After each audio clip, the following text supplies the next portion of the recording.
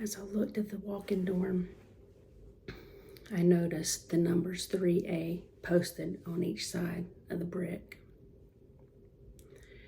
The deputy held the door open, and I was toward the back of the line, so I was able to watch the whole process of going inside and taking the orders. To the right was a desk with a deputy sitting, the one that was giving the orders pretty much, with 2 computer monitors, and she was, yelling at the girls, what cell to go into. They were numbered, and it looked like, the cell doors looked just like I'd seen in the movie. They were just heavy. They had the small window in the front, the little slot in the door for them to slide you in food or whatever. And it was 2-tiered high. So when I approached the desk, the deputy said, "Weeks." "Yes." "Take your packet at the desk, and then you're going to be in cell number." And then I wasn't able to hear what cell number. There was just too much going on around me. There was a lot of conversations. There was a little day room area to the left of me where there was a flat screen TV on the wall. There were green heavy chairs to sit in, and then there were a row of payphones with little cubbies and steel stools. And there were 3 on each side, so there was a total of 6 phones. I took my packet, and it included a small bar of deodorant soap, a shower gel, and a little toothbrush that was the size of my pinky, with some toothpaste. Since I didn't hear what cell was supposed to be going to, there was another officer standing at the end of her desk in the area where I grabbed my packet. And I approached her, keeping a normal distance, just like I would anybody I was having a conversation with. And I said, "Excuse me, officer, did you hear what cell she told me I would be in?" And honestly, I swear, she goes, "Hey, whoa. I don't think you realize the distance between the officer and the inmate. You need to step the fuck back up." I felt my face get so red. I wanted to just do something crazy. And I can understand. I can understand why those inmates snap. You've had a hard day. You don't know what's going on with you. Especially if you're coming off drugs and alcohol. You're scared. And then you have somebody probe you for no reason, just to get a reaction. They want a reaction. I felt like she felt like she could, see how far she could push me. But I was able to stay humble, even though I was pissed. I said, "I'm sorry. I didn't know." The deputy looked back at the other deputy behind the desk and said, "What cell did you tell her to be in?" "Cell 23. So I turned and I walked, carrying my 3 blankets and my gown and my packet and my hand towel up the stairs. And she yelled, "If there's not a mat on your bed, go across the hall to 24 and get one out of there, and then take it back in your room." So I approached cell 23. The door was slightly open because they were still having day room time. And I looked in, and there were 2 beds, and they were separated by a desk and a chair. There was a steel toilet, and there was a mirror that was so scratched up it was no longer a mirror. I saw that one of the beds were made, and then the other bed didn't have a mattress. So I walked across the floor over to 24, picked up the mattress. I knew damn well it hadn't been cleaned or sanitized. And at this point, like, I really didn't care. I just wanted to sleep. I went back into my cell and laid my mat down. It was about 2 inches thick at the most. I covered it up with 2 blankets, hoping that that would create a protective barrier between me and this mattress pad that hadn't been cleaned. I put the other blanket on top of me and then used the gown for a pillow. About 10 minutes later, I hear the yelling of the officer, "Okay, ladies, get back up to your cells. Day room time's over. It's 10 o'clock. I just wanted to go to sleep. A woman walks through the door, introduces me as her roommate, and I just really wasn't up for conversation. I was able to close my eyes and start to doze off. And as I was dozing off, my roommate said, "Hey, they're going to scream and wake you up at 4 a.m. for breakfast. You'll go down, you'll get your breakfast, you'll bring it back up to your cell, and they don't give you a cup for water," she said, "so save your fruit cup." She said, "You can have mine if you want it." And I mean, that was nice that she was kind of telling me, what to expect. I thanked her. I laid back down. I started to doze off again, and then I heard the sound coming from the toilet. Piss, farts, diarrhea. And she kind of moved, and she said, "I'm sorry. I can't help it." And I said, "It's okay." I mean, it wasn't okay.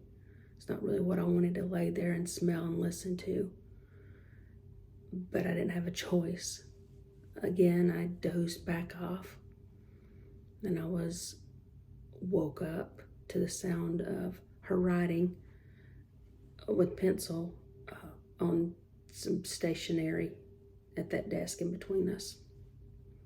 She said, "Hey, I'm sorry. I'm writing a letter to the judge. I have court in the morning. And I want to tell him that I'm sorry for messing up and that I'll agree to go into a program to get sober." And then she slid some paper and a pencil to the side, and she said, "I'm going to leave this here for you." At the time, I had no idea that pencil and those pieces of stationery that was titled San Diego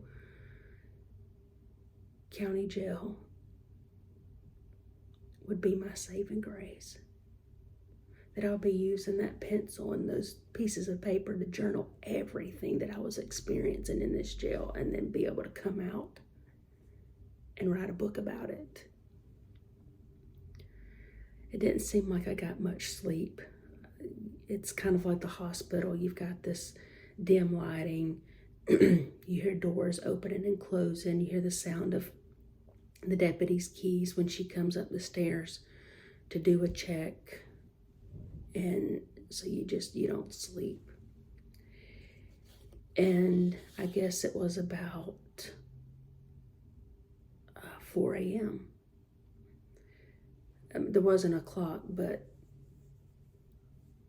she did say at 4 a.m. that you would start being woke up for breakfast. And you just hear this loud scream, "Breakfast! Ladies up, breakfast! Come downstairs, get your breakfast. If you have court, you need to be up and ready and in line by this door at 4:30 a.m. So I get up, I walk down the stairs, and I see these 2 trustees standing with a cart with paper sacks and these cardboard trays that had a film over the top. After I took my breakfast, one of the trustees handed me a milk, and I thanked her. I turned around, I took my breakfast back upstairs and into my cell and sat down on the edge of my bed, using the corner of the desk as my table. My roommate was still trying to raise herself out of the bed. I peeled back the film on the cardboard tray, and it was scrambled eggs covered in peppers and a side of oatmeal. There was no way I was going to be able to eat the spicy eggs. And at this point, I was already questioning between the bologna and the booking area the night before, and these eggs, what was all the spices about? I scarfed down the oatmeal, and then I began peeling this orange that was in the paper sack. My cellmate asked me if I would like to have her orange, and I said yes, and she said, "Well, take it." She said, "And hide it under your blanket. Do not let them see it. You're not allowed to save food. And it's going to be another 6 or 7 hours before you get lunch." She had become very helpful. As tired as I was and emotional, and I didn't feel like having conversation, I was very, very thankful that God had sent her to tell me what I needed to expect. You don't get a booklet, you don't get rules, you're not really told anything. It's scary. I ate the orange, and then I took the milk because I don't drink milk, and I went over to the sink that was connected to the steel toilet. I dumped the milk down the sink, and I began washing the milk out of the carton real good and filling it up with water so I could have something to drink. And I was so thirsty. And I was, drinking the water, and I laid back down. My cellmate left to go to court, and she was just so upset. The steel doors shut back, and they locked. And I went back to sleep.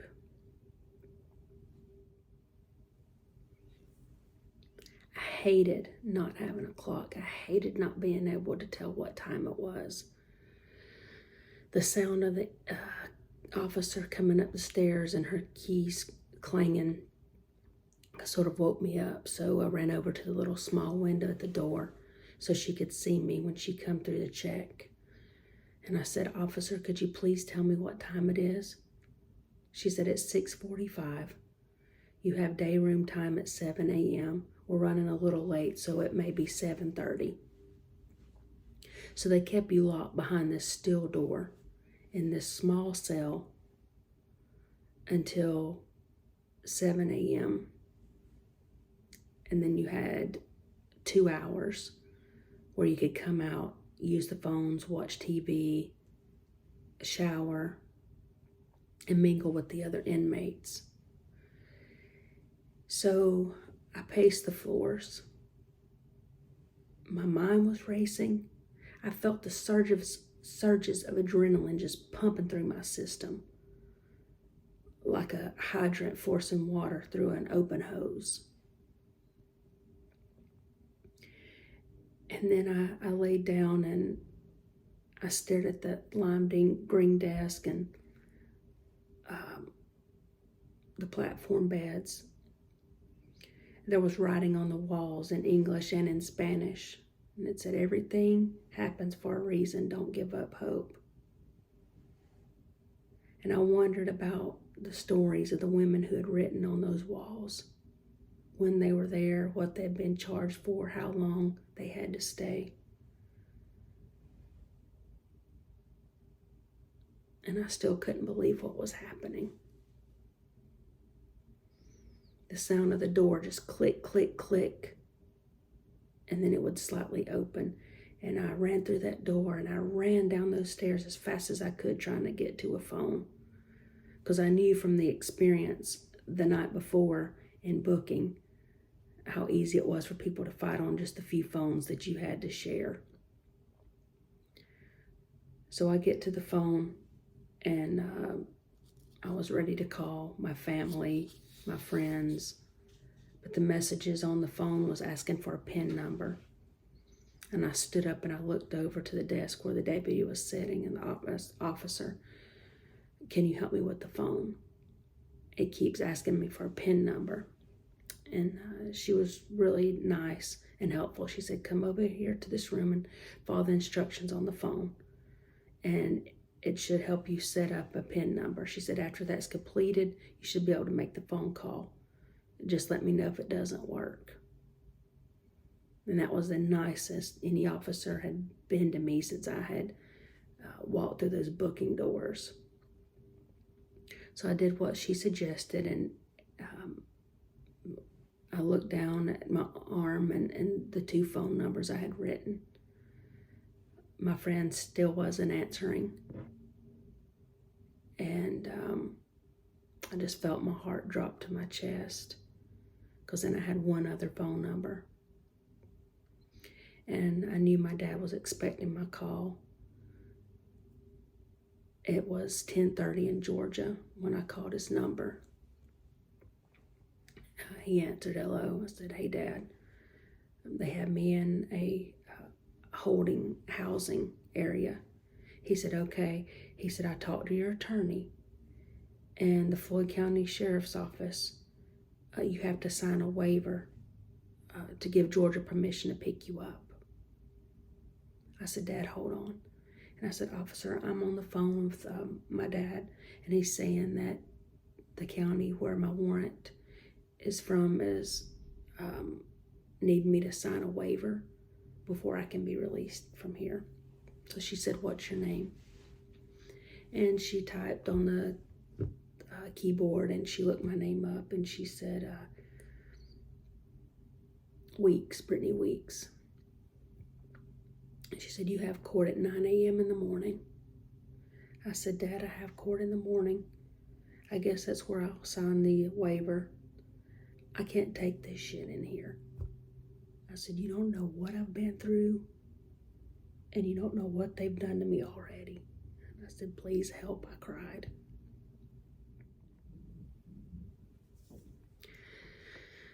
"Just calm down. You won't have to be there for long, and they can't hold you there forever." I laid my head down on that stainless steel phone cubicle, and I cried and cried and cried.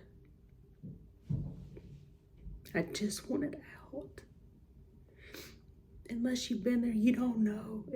You just want out. "Okay, Dad, I'll try. Please tell Jonathan where I am and let him know I love him, okay?" And Jonathan is my son, and he was working in Colorado at the time. And he had no idea what had happened. I'm sorry.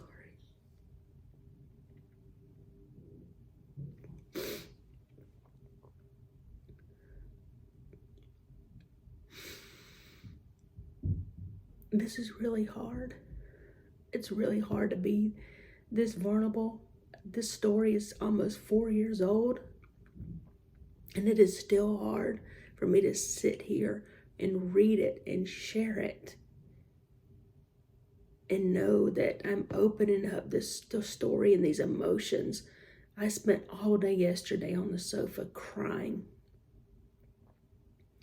and some of it maybe for one reason or another, but a lot of it is because I'm opening up and telling this story, and I want it to be heard. And not only do I want it to be heard, I want something done within our justice system.